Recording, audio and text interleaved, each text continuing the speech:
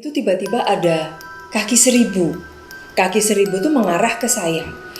Otomatis saya langsung spontan itu langsung angkat kaki gitu. Langsung angkat kaki, kok ada kaki seribu gitu. Kayak ada yang gigit. Celekit gitu. Saya langsung astagfirullahaladzim, saya singkapkan mau kena gitu. Di situ ada sebaran beras kuning.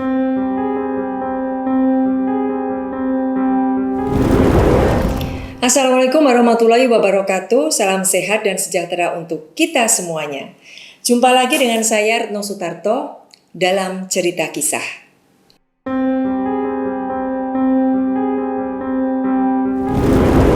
Teman-teman, tidak lupa saya mengucapkan banyak-banyak terima kasih atas segala supportnya terhadap channel ini. Semoga ini menjadi amal baik kalian semuanya, untuk kita semuanya. Dan semoga Allah senantiasa memberikan rezeki yang berlimpah, kemudahan dan kelancaran dalam rezeki, dan memberikan kehidupan yang berkah barokah. Cerita kisah kali ini berjudul Beras Kuning.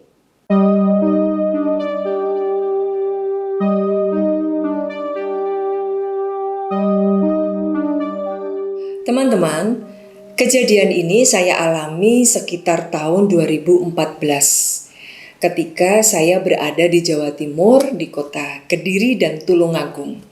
Dan waktu itu adalah momen Hari Raya Idul Fitri, di mana saya dari Jogja sengaja ke tempat suami di Jawa Timur.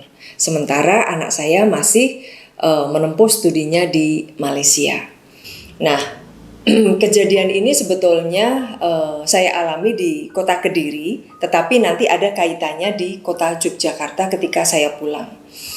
Nah, waktu itu di Kediri saya hari pertama Lebaran. Jadi kita udah selesai sholat, kemudian kita ngumpul keluarga. Nah, setelah itu sekitar agak siangan kita pergi ke saudara jauh di Kediri, di Tulungagung ya, di Tulungagung. Itu agak jauh dari tempat di mana saya tinggal. Nah, ketika saat kami ngobrol-ngobrol, silaturahim, kemudian ya saling bermaaf-maafan gitu. Kita ngobrol duduk di kursi. Nah, di depan saya itu kan ada meja. Tiba-tiba di bawah meja itu di lantai itu tiba-tiba ada kaki seribu. Kaki seribu itu mengarah ke saya. Otomatis saya langsung spontan itu langsung angkat kaki gitu. Langsung angkat kaki, kok ada kaki seribu gitu. Waktu itu saya hanya berpikir positif, tidak berpikir aneh-aneh. Ya sudah, akhirnya kaki seribu itu diusir, digusah gitu ya kalau orang Jawa. Kemudian saya juga menganggap itu, yaudah nggak apa-apa, orang itu kan bisa datang dari mana aja gitu ya, karena agak tidak berapa jauh dari tempat tinggal itu memang kayak ada sungai, terus kayak ada tegalan gitu ya, orang Jawa bilang kebon gitu. Mungkin memang sudah biasa gitu. Nah, akhirnya ya sudah, setelah itu dibuang, kita ngobrol-ngobrol lagi gitu dengan saudara-saudara.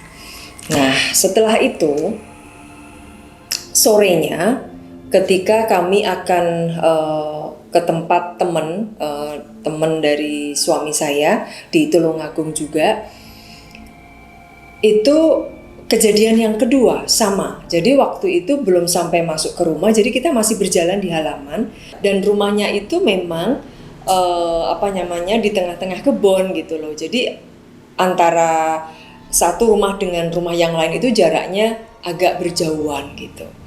Nah, ketika saya mau melangkah menaiki teras, itu tiba-tiba di tangga pertama teras itu kaki seribu lagi. Jadi tiba-tiba tuh udah mengarahnya ke saya gitu.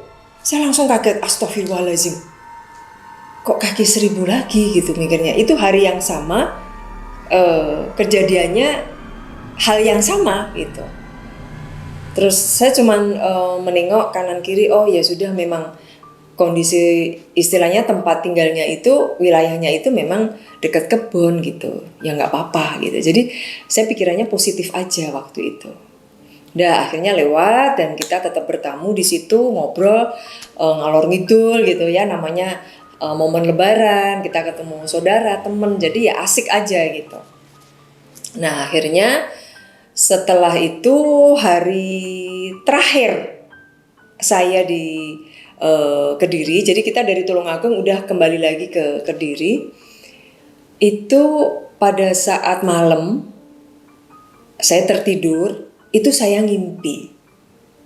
Nah, ngimpinya itu seolah-olah saya selesai sholat, masih dalam posisi duduk, tahiyatul akhir gitu, dan saya masih wiritan ya, masih doa gitu. Tiba-tiba jempol tangan kiri saya itu kayak ada yang gigit, celekit gitu. Saya langsung astagfirullahaladzim, saya singkapkan mau kena gitu. Tiba-tiba itu terjatuh dari tangan saya, kaki 1000 lagi. Jadi ini kejadian hal yang sama 3 kali saya alami di Jawa Timur. Yang 2 adalah nyata benar-benar saya lihat dengan mata kepala sendiri, itu kaki 1000 berjalan mengarah ke saya, dan seterakhir itu berupa mimpi tapi juga kaki 1000 lagi yang menyerang saya. Dan akhirnya jadi pada saat itu terjatuh kaki 1000 itu dia mati gitu ya, mati. Kalau yang nyata tadi hidup ya. Begitu dia setelah gigit saya, terus saya kaget, saya singkapkan mukena, saya kibaskan gitu, terjatuh, dia udah gulung gitu, udah dalam kondisi yang mati gitu. Nah akhirnya saya setelah kejadian ini merenung gitu loh, terus ya saya ngobrol-ngobrol sama suami, istilahnya berkeluh kesah gitu ya. Ini kenapa gitu loh. Akhir-akhir ini kejadiannya kok rada aneh gitu. Kok nggak seperti biasanya gitu, kok kayak ada sesuatu gitu ya Pak, saya gitu. Ya suami saya bilang ya sudah berdoa aja, mudah-mudahan tidak terjadi apa-apa, semua baik-baik aja gitu. Nah akhirnya ya sudah, saya juga berpikir positif, tapi tetap berdoa dan memohon kepada Allah, memohon perlindungan semoga tidak terjadi hal-hal yang tidak diinginkan. Sampai akhirnya saya pulang ke Jogja.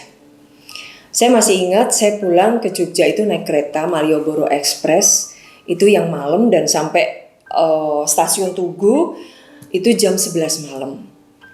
Itu kejadiannya 2014 ya, tadi udah saya sebut 2014. Nah dari stasiun saya naik taksi. Jadi waktu itu belum ada Grab, belum ada Gokar seperti itu ya, masih taksi biasa gitu. Saya naik taksi pulang sampai rumah setengah 12 malam. Begitu saya sampai rumah, turun dari taksi, kemudian saya nenteng tas, saya ngelihat rumah itu kok nggak seperti biasanya, beda banget rumahnya. Jadi yang saya lihat rumah itu kayak gelap, kusam, auranya itu singop, jadi singop gitu ya. Kalau orang Jawa itu bilang singop. Kalau bahasa Indonesianya apa ya? Suasananya itu jadi kayak ya kayak serem-serem dikit gitu ya, serem-serem gitu. Jadi sebetulnya lampu itu hidup, lampu teras selalu hidup karena kalau saya pergi mesti saya hidupkan gitu. Tapi aneh gitu. Begitu saya buka pagar, bismillahirrahmanirrahim, assalamualaikum, saya masuk.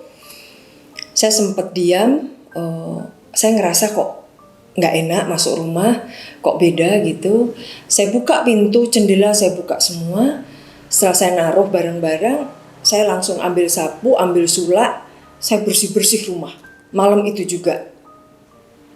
Akhirnya begitu dalam sudah bersih semua, tibalah di teras ya. Terakhir saya di teras nyapu. Nah ada 2 galon kosong, galon air mineral di teras itu ada 2. Begitu saya mau nyapu dan saya angkat galon yang kosong itu, saya sisihkan karena bawahnya mau saya sapu.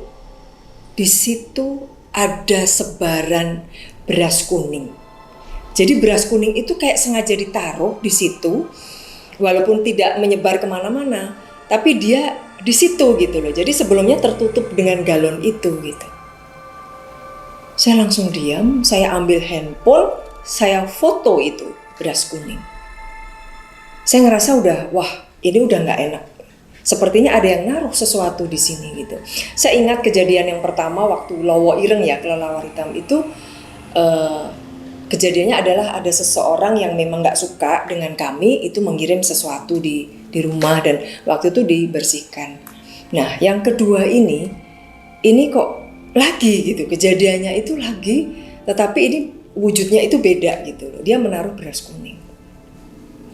Dan akhirnya saya langsung mengirimkan foto tersebut ke suami saya untuk minta dicekkan atau dilihat gitu ya. Jadi waktu itu saya minta tolong suami, mungkin punya kenalan di Jawa Timur, orang pinter atau mungkin yang dianggap linweh lah dan paham tentang hal-hal seperti itu.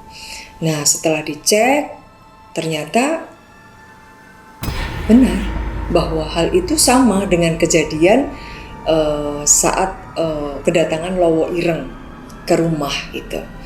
Dan maksudnya tujuannya adalah sama, yaitu menutup rezeki orang. Ya saya kurang tahu ya, kok ya ada seperti itu gitu loh. Orang yang dengan sengaja meminta bantuan dukun untuk menutup rezeki orang gitu. Dan itu saya sendiri juga tidak pernah berpikir gitu loh. Sebetulnya maksudnya kenapa kok seperti itu gitu. Karena apa ya, karena kita nggak pernah punya musuh gitu loh, nggak pernah ada konflik gitu ya dengan seseorang ataupun dengan kelompok tertentu gitu. Tetapi ini kok sengaja gitu. Dan apa ya, sangat disayangkan banget orang yang melakukan itu adalah nggak jauh dari rumah. Seperti itu. Jadi masih di wilayah itu. Karena kalau menurut dari keterangan dari waktu itu kan saya juga minta tolong ya sama asistennya Pak Haji Soleh untuk bisa membantu artinya mengungkap kejadian tersebut gitu. Dan waktu itu menurut keterangannya bahwa yang menaruh beras kuning itu adalah orang yang nggak jauh dari rumah. Memang sengaja ditaruh gitu.